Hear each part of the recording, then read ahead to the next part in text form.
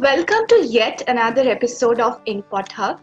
I'm Shikha, and today we have with us Dr. Abhishek Behl, who is a passionate trainer, researcher, teacher, and an avid reader. Dr. Abhishek Behl is an assistant professor at Jindal Global Business School. He holds a double doctorate in management from IIT Bombay and Symbiosis International University, Pune. His specialization is in information technology and stakeholder engagement. He also serves on the editorial board of 13 journals and has many awards and accolades in his name. We are really honored to have him with us. Let us hear from him. Thank you, Shikha, for this brief introduction. You have been doing a wonderful work in the field of research. So, to begin with, we want to know your journey. Please share your experience. So, if you ask me, my experience is largely a set of failures and then switch success, if you ask me. So, it all began with my so-called love for engineering, which over the time I realized that I was probably not meant for it. Okay.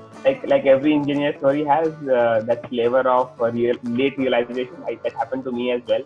So I finished my graduation in 2009 from Lucknow. And while I was doing my engineering, I also realized that maybe this is not something which I want to do in my life. Teaching was always my call, and that is largely because while I was going back after my engineering classes, I used to go back and teach some of my kids near where I was putting up in Lucknow. So that was the trigger point of understanding that okay, maybe my calling is not engineering, something else. So. But again, as you say, as everybody says, that passion takes time to grow as a child does. It took me a lot of time for me to then decide that whether I will actually pursue this as my career option or not. I ended up doing my Ph.D. Later, very late. I mean, after finishing my MBA, I also realized that I could choose either a career in normal industry, and because I graduated out of Symbiosis in 2012. But then I realized that maybe this is an opportunity to pick the PhD up. So Symbiosis was kind enough to accept my candidature for a PhD program then. It took me 3 years, 3 months to be precise, to finish my first PhD. It was really a good learning experience. I mean, I found brilliant mentors. I still like to thank those mentors. One of them is still with me. I mean, when this means he has been mentoring me. His name is Professor Dubey.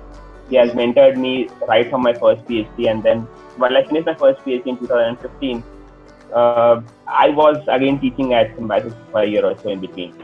I also realized that a lot of research questions which were wanted to answer in my first PhD got unanswered largely, and that happens to a lot of researchers. But again, that the sense of calling was always, somehow haunting me. There were sleepless nights, and I used to wake up trying to find out answers. But time and the current education system at times does not allow us to follow research as a whole. So I actually had a discussion with Dr. Dubey saying that what is the way forward? I mean, what is your guidance on this? He said, go ahead and do a second PhD. And honestly, I was like, sir, are you really kidding me? I mean, this could be a good 2 a.m. conversation, but are you really serious about this? And he said, yes, I mean, absolutely, you should go and do the second one. And trust me, Shikha, I mean, at that point in time, I realized maybe, he's joking, and I might want to pursue it at a later point in my life.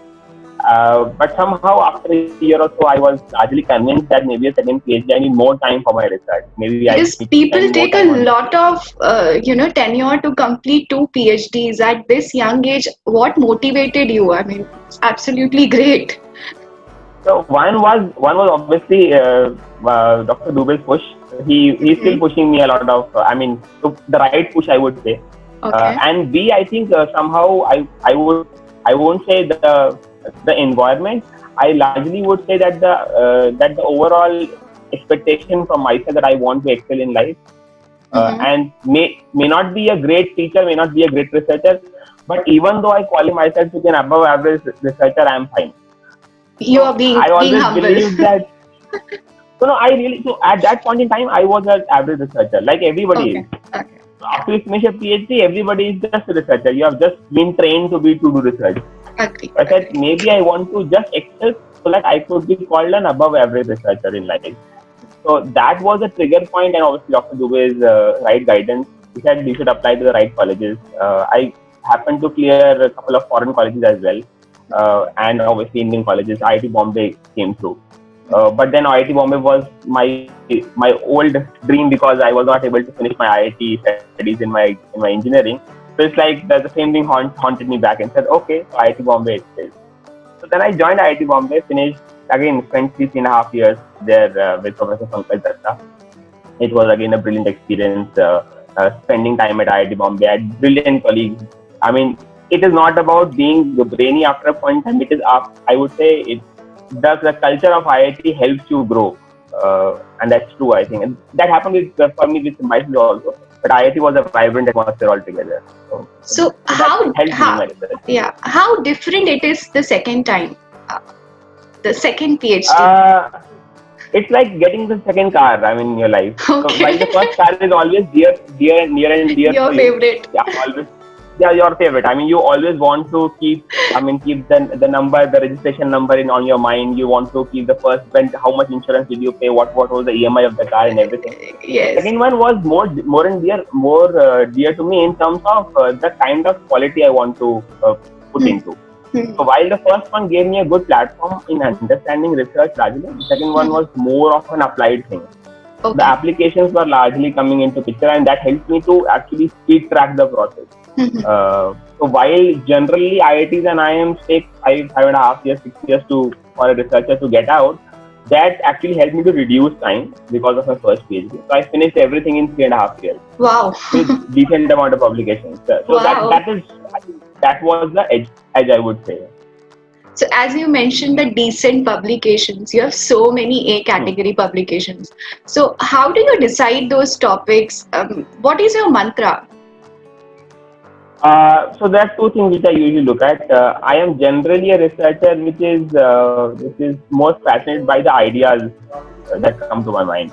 Okay. So and what people say as literature review or what people say as a research gap, a large part of my gaps are because of my reading, and I read diverse. I'd love to read diverse as possible. So I can start my day with mythology and I can end my day with a romantic book also. So it depends on what I intend to read. It also is obviously fiction, non-fiction also is available in my library. So that helps me to understand a lot of research problems. Second thing is obviously I intend to meet a lot, and I am largely active in meeting a lot of people from the industry and from the people on the field who are actually working on the field. And I over my decadal experience of research, I realized that a lot of research problems are surrounded by us. They are not being documented maybe on Google also. So it's as simple as understanding that how can I stop people from jumping signals? Nobody has probably documented that, right? But yeah, that's a practical problem we want to address that. So I think that is something which I look at. That actually then I start following up that research problem. Whether it is an A category or B category and A star, trust me, it is largely the passion for research. A stars and A will change, but research output will never change. Whatever is documented now. So you must have gone through various rejections as well during this process. Lot. So how do you deal with that? So my first rejection, not with research, my first rejection actually happened when I was with Infosys after I finished my engineering. And what typical people do, they get into an IT company. I was an electrical engineer then. I joined an IT company. I miserably failed there. Failed 7 state exams. Came out of Infosys. I was in a different mood altogether. I don't know what happened. But yeah, that was the biggest failure I would say at that age. And that helped me a lot to learn that bouncing back from failures is really tough if your mindset is not right. So I think that happened with me when I was doing my research also. My first rejection, my first 2 papers got rejected. And I think slowly and steadily, I only worked on improving the the basics right. I said, okay, maybe my fundamentals are not as what the journals might be looking at. So I think I spent a lot. If you ask me, in the past 7-8 years, I've spent a lot reading, and that helped me to improve on fundamentals. That has reduced the rejection rate now. I still get rejection, but the chances are low now. That's great. Okay, so what is your advice to the young aspirers who actually want to be like you? Two things, right? I think, and I think I largely also follow Harsha Bhogle a lot, and also his speech. So he gave us back in IIM Ahmedabad in 2005 or 2008, if I'm not wrong. So and that was a speech on excellence, I believe.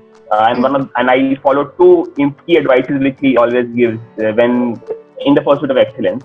And number one is obviously you need to learn from everyone, and they may not be as good researchers as we may want to become, but they may be good at something else. And so, for example, I learned a lot from my vice chancellor. Then how could she manage time? Because handling a university like a private university is a very different volume. Or for that matter, even working women, for that matter, how can they manage work and families together? So I think those kind of learnings are very important. So for anybody who wants to excel in life, I think we need to look at the positive learnings in and around us. They may not be, so not everybody is a researcher. You may not find one in your area. That is one thing I always suggest people to do. The second thing is I also practice. So I'm a hard worker. I'm not a smart worker till date. I still believe that hard work pays off, right? So you get frustrations. I get frustrated on multiple occasions. But I intend to go back, and I intend to spend a lot of time doing training. So like what people say, Riyaz, I intend to do Riyaz a lot. I think Riyaz helps. So whether it is Sachin who has done multiple net practices and that is why he's there, or whether it is Ronaldo or whether it is anybody else. So I think that is something. So what is going on screen is probably a 30-minute match or a 2-day match, or a 90-over match. But over and above that, the preparation, what goes behind that, is something which I always suggest people to work on. You are a cricket fan, it seems. I am a movie fan as well. Okay, great. I love sports, and I love watching a lot of sports. I love watching a lot of movies as well. A lot of my examples come from there as well. Wow. So the next paper is going to be on the movies? Yeah, I don't write paper on movies, but a lot of my inspirations come from movies, and I think that is something. And I tend to remember dialogues of a lot of movies, use that in my classrooms and my overall trainings as well. Wow. The large part is because people tend to remember those things as well. If I give you a suggestion saying that in that book, page number 24, para number 9, this was written, who remembers that? So that is something I have over the years changed my pedagogy of delivering lectures as well. Okay, nice. You have also mentioned that you are a Google Analytics trainer. So what you do and how it helps in your research work? So this happened to me when I was doing my first Ph.D. and one of my senior colleagues, Dr. Ashish Kulkarni, he was my first teacher at Symbiosis actually, on the teacher field aid. I respect always for him. So he introduced me to this kind of a program. He said that there is a company who is looking for trainers in this domain, and again the same old feeling which everybody has, that will I be able to do this? Am I that good? He said, no, you can just give it a shot. Why don't you just try? I mean, what will happen? You fail at the moment. But yeah, let's give it a shot. So that actually, that was the beginning point. It was a rigorous 7-round training they got me into, and they clearly said that the moment you want to be a certified trainer, the moment you fail in one of the exams, you are out of the process and you cannot apply again. So at that moment of time, it was really tough. Today, there are easier exams and easier ways to get into. So I prepared a lot for those exams as well, like to get those exams. And then I went upon to train a lot of companies, including LinkedIn and including Oracle College and everything. So that helped me to get good connections, because if you are working with the LinkedIns of the world, then you know exactly where the data is coming from, and then you also understand that how people are behaving or not. So a lot of my research, because I'm coming from information systems background, these companies help me. So when I offer training to them, whether it is offline or online, uh, they also give me a lot of insights from the company, which is not being published, or what are they planning to do later. So a lot of ideation phases are being discussed with me, and that helps me to also foresight what the research would lead to in the future. I think that is something which I am really thankful to Google Analytics that has helped me in the process. Okay. So, what keeps you motivated among all these pressures and hard work which you're doing? I think the surrounding, as what people say, one rotten apple can rotten the entire set of apples. I think the vice versa Vice also holds versa. true. If there are, yeah. So I think for me, because I I am not a person who intends to make a lot of friends. I still have a very close network of friends whom I discuss, and these could be problems and these could be happiness levels. I mean, it could be anything which I want to discuss with them. And uh, I will not say that they are best in giving advice, but they are best in understanding what the problem is. They may not be able to get it right, and I think I have also graduated from the journey, from sharing the problems and worries to also accepting it is okay. So one thing which has actually helped me in the process is this, and second thing obviously is the family support. I think a lot of people intend to do a lot in life. Sometimes family pressures don't allow them to do. I am lucky enough, I would say, and maybe because of God's blessings, my family was really supportive. Till date, they are very supportive. So whether it was me deciding to do my PhD just after my MBA, when people intend to look at a very lucrative career, they want to earn money. I decided to do my PhD, and after which I was also earning very well as an assistant professor. And then the family again supported me to say that okay, you may again go back to 22,000 rupees stipend role, and that was tough. So it's like you tend to follow the passion. What three idiots exactly say. So you tend to follow the passion. One fine day you will reach somewhere, and I think I'm happy with wherever I've reached. There's always a chance to grow more, and I think I'm taking the right chances. So over time, I mean, with time and with everybody's blessings, things will change. I'm happy with that. We definitely wish you a lot of luck in future.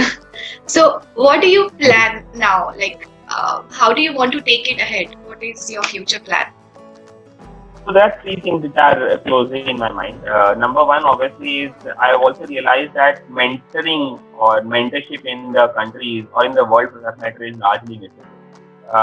Everybody wants to be a good cricketer, but who wants to be a good coach? So I think I would be happy coaching.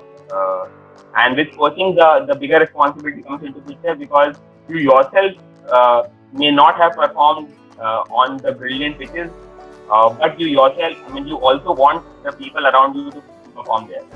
So, so that is something which I would like to do. I'm I'm working very hard in understanding the concept right because whosoever comes to me for and whosoever I decide to train or coach should definitely be better than me in the long run. And I think that is the only virtue of a teacher. Student should be better than a teacher. That is how a teacher should do it, right? So that is number one I'm doing. Number two, I also want to continue reading a lot and writing as much as I can. I'm not saying that I want to publish in the best journal something, but I want to write quality work, whether it is being published in a C category or A-star category. That is largely not in our hands because there are other factors involved in that. So I would want to work in the area which I really love or the ideas which are really interesting. And the last thing which I also want to do is parallelly develop a open platform wherein whatever content is available. Publishing generally is a very closed business. Or for that matter, even research is a very closed business. And I think COVID-19 has helped everyone come out of their shells, and they say, okay, whatever you were doing, was it really worth it? What was the social impact out of it? I think so. Creating social impact of whatever research we are doing is important, and I want to develop some platforms wherein simple or the complex research should be disseminated at a lower level. So there are brilliant brains out. They can do better than what we are doing. It's just that finding out the right talent. So I think that is my third goal in life. One last question I want to ask: how COVID-19 has changed the research scenario in your opinion? Whether it is a positive or a negative? Two things. I mean, both positive and negative things have happened. I will say I talk about positive first. I think not in the history of research or published or academic research, you would say anybody and everybody is thinking about COVID-19 these days. Right? So that means I think there's a lot of traction. People are thinking about whether it is the editor of a journal or a researcher like me. Everybody is thinking that what can happen in the current time. I mean, so it is as I would say you could compare this to be as big as fighting the world war. This is probably the third world war, and we are fighting Corona, right? It is as big as that. There are multiple deaths happening around the world. Everybody is trying their best to stop this war. So that's good part. People are thinking, people are also sharing, and the nature of people sharing and caring is also coming up, and that is why a lot of funding platforms are available. Even celebrities like Sonu Sood and all, they are coming on screen. So they are actually working on the ground reality. That's a positive thing for research. The negative aspect of it is we also as researchers who intend to collect data from the field. For example, in my case, I intend to travel onto the field and collect my data myself. We'll be having a void in between. The same void will also be faced by kids who will not be able to go to the school. So the effect may not be seen right now. The effect might be seen 20 years down the line when these grow at 22, 23, or when these kids are getting into the college. So somewhere and research clearly proves that happened to people who faced the World War 1 and 2. So their kids had a different mentality altogether. It's a far-fetched thing. This might hamper their growth. I'm not sure what will happen. But because they are not exposed to the natural childhood what everybody had been exposed to, that happens to us also. I mean, as researchers, now everybody forcing us, or in a way, are calling also say that we have to do research related to the COVID-19. It's true, but somehow you are forcing your mind to think in this direction, which also will restrict your innovation part after a while. So that could be the lacuna in the problem. True. Good. Thank you so much. It's really an honor to have you on our channel. I'm really happy. And never miss another update.